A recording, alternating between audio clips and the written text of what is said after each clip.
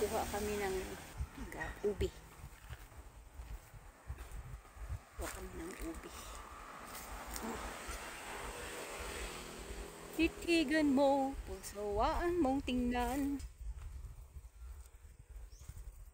Yan, may ubi dyan. Yan.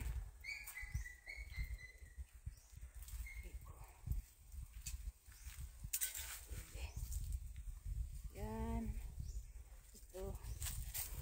Ito ubi.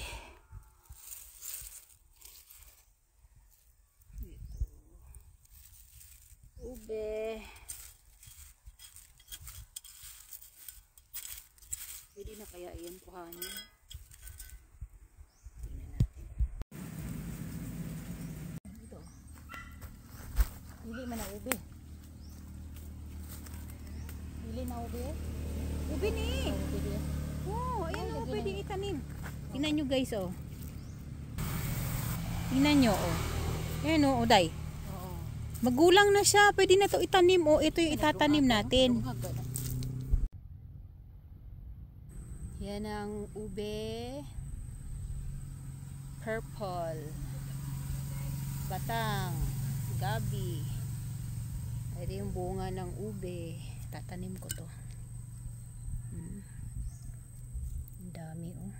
Pinuha ko sa taas. Meron na silang mga dahon-dahon oh. Tumubo na sila. Tatanim natin yan para dumami yung ube natin. Tatanim na natin yan. Kinuha ko to doon sa taas. Diyan sa taas na yan. Yan. Diyan. Yan. Madami-dami rin itong itatanim natin oh.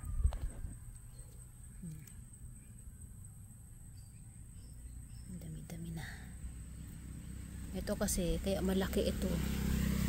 Sumampa ito sa puno eh. Sumampa sa puno, nakaganyan. Kaya ang lapad niya. Tinanim ko yun sa lupa. Wait ulit tayo ng mga 12 months to 12 months and a half. Sobrang laki na niya nila. Mag-harvest ulit. Ito, pinuha lang namin ito kasi yung dahon niya, yung pinagkapitan nito, pinutol nung lineman nung kuryente. Yan. Kasi kumapit yan sa puno. Yung puno, binawasan nila yung sanga para hindi umakyat yung umano doon sa wire, yung mga sanga. So yung pinagkapitan nitong batang na ito, pinutol na rin nila yung mga dahon. So ang natira, ito na lamang, yung ganyan kahaba. So yun nga ang dahilan kung bakit kinuha na lang namin. Pero meron pa kami mga tanim doon. Yan. Ito malaki na rin ang laman nito. Harvestin namin to mga 1 year and a half para talagang matured na siya. Yan. Tapos meron pa tayo doon. Yan, batang yan. Yan. Yan siya, hindi naman nagalaw yung niyan dahon kasi hindi naman namin naputulan yan. Yan. So meron na rin laman yan, malaki na.